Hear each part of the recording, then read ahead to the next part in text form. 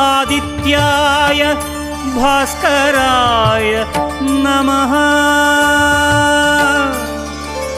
ॐ सूर्याय नमः आदित्याय नमः दिनकर कोटि प्रभाकर।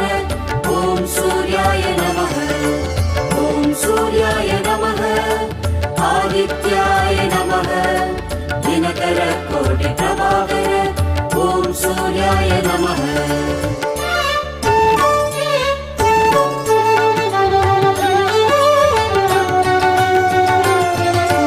ततो युद्ध परिश्रान्तं समरे चिन्तया स्थितं रावणं चाक्रतु दृष्ट्वा युद्धाय समुपस्थितम्। ॐ सूर्याय नमः ॐ सूर्याय नमः। ततो युद्ध परिश्रान्तं समरे